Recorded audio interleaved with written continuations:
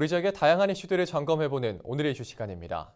스마트폰이나 인터넷 이용이 일상화되면서 사이버 공간에서의 범죄도 지속적으로 증가하고 있습니다. 경찰대 치안정책연구소가 내놓은 치안전망 2020에 따르면 올해 사이버 범죄가 더욱 진흥화할 거라는 전망이 나오기도 했는데요. 수법이 교묘해지는 사이버 범죄 예방 수칙, 충남지방경찰청 류근실 사이버수사대장과 자세히 짚어보겠습니다. 네, 안녕하십니까? 네, 안녕하십니까? 네. 자, 매년 사이버 범죄가 증가세를 보이고 있습니다. 수사 현장에서 더 체감을 하실 것 같은데 좀 어떻습니까?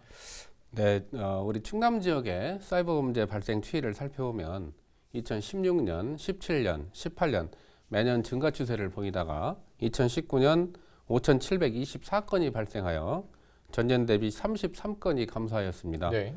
2019년을 기점으로 사이버 범죄가 감소 추세로 돌아서기를 희망하고 있습니다. 네. 자, 실제 경찰청이 사이버 범죄와 관련해서 지난해 6개월간 특별 단속을 벌였죠. 지난 연말에 이 결과를 발표를 했는데 전국적으로 2,000건이 넘었다고요? 네, 그렇습니다.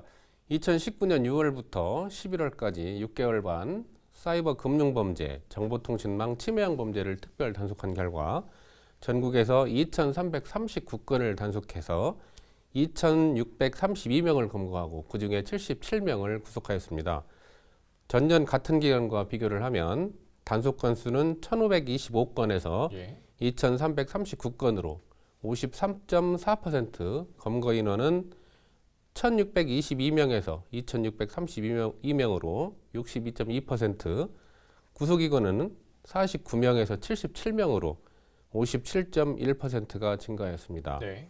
또한 검거된 2,632명을 범죄별로 구분을 해보면 사이버 금융사범이 1,972명, 정보통신망 침해사범이 660명으로 분석되고 있습니다. 네. 이렇게 사이버 금융 범죄의 경우에는 메신저 피싱 피해가 계속 증가하고 있다고 하는데 이렇게 뭐 좀 조심을 한다고 해도 순식간에 피해를 당하는 경우가 좀 많은 것 같습니다. 어떻습니까? 네, 그렇습니다. 먼저 메신저 피싱에 대해서 설명을 좀 드리겠습니다. 네.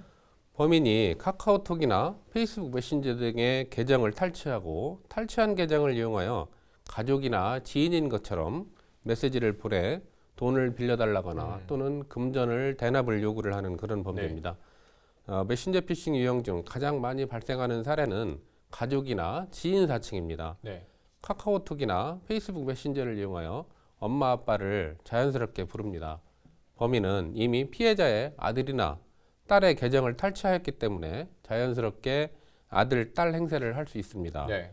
예를 들어서 외지에 나가 있는 아들, 딸이 메신저 대화창에서 엄마하고 부르면 그 엄마는 대화창에서 부르는 사람을 자신의 아들이나 딸이라고 생각을 할 것입니다.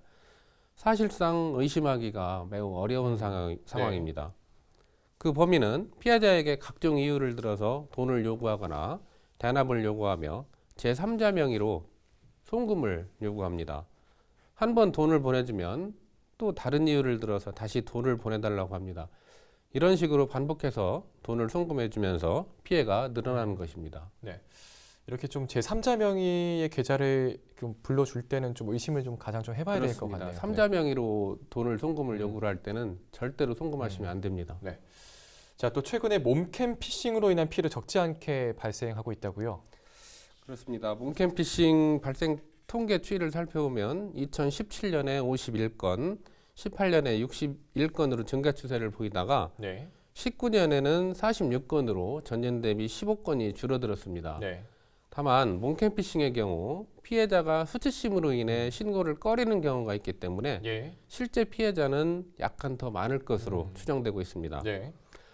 몸캠 피싱의 범인들은 주로 랜덤 채팅에서 여성으로 위장해서 남자들과 대화를 하다가 화상 채팅을 유도하고 화면이나 음성 지원이 되지 않는다는 이유로 파일을 설치케 하는 방법으로 악성 코드를 유포합니다. 이후 화상 채팅을 통해 남성과 대화하면서 남성 스스로 음란 행위를 하게 하고 유포한 악성 코드를 이용해서 남성의 음란 행위 장면을 촬영한 후 그 음란 영상과 사진을 피해 남성의 지인들에게 유포할 것처럼 협박하여 돈을 갈취하는 범죄입니다. 자, 이렇게 뭐 스마트폰이나 인터넷 사용으로 우리 생활이 좀 편리해지고 있지만 점점 진흥화되는 사이버 범죄에는 좀 누구나 노출될 수 있다는 경각심을 좀 가져야 할 것 같습니다. 그렇다면 이 피해 예방을 위해서 좀 어떤 점을 주의해야 하면 좋을까요?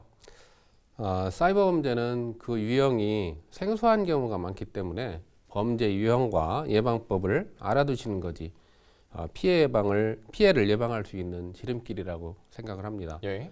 위에서 설명드린 바와 같이 메신저를 통해 가족이나 지인이 돈을 빌려달라거나 제3자에게 송금을 요구하는 경우 한 번쯤 메신저 피싱을 떠올리시고 반드시 전화 또는 기타의 방법으로 본인 여부를 확인하셔야 합니다. 예. 특히 제3자 계좌로 송금을 요구하는 경우 메신저 피싱을 의심하셔야 합니다. 또한 몽캠 피싱 범죄 피해에 노출되지 않기 위해서는 예. 절대로 음란 채팅을 하지 않으셔야 되고 익명성이 보장된 랜덤 채팅의 경우 각별히 또 주의를 하셔야 합니다. 아울러 출처가 불분명한 파일을 PC나 스마트폰에 설치하지 않아야 하며 음란 사진 유포에 대한 협박을 당하시는 경우 절대로 이에 응하지 마시고 경찰서에 신고하시고 상담받으실 것을 당부드립니다. 네. 사이버 공간에 대한 좀 지속적인 단속도 중요할 것 같은데 경찰 차원의 단속 대책에 대해서 좀 한 말씀 해주시죠. 네, 사이버 범죄의 지속적인 증가 추세와 더불어서 지능화, 세계화되어가는 사이버 테러, 또 사이버 금융 범죄에 대응하기 위해서 충남경찰청 내 사이버 테러 대응팀을 신설을 해서 네. 사이버 테러 사건과 사이버 금융 사기 사건에 대해서 적극적으로 대응을 하고 있습니다. 네. 더욱이 금년에는 사이버 수사와 사이버 안전, 디지털 포렌식을 총괄하는 사이버 안전과가 경찰청에 신설될 예정입니다. 네.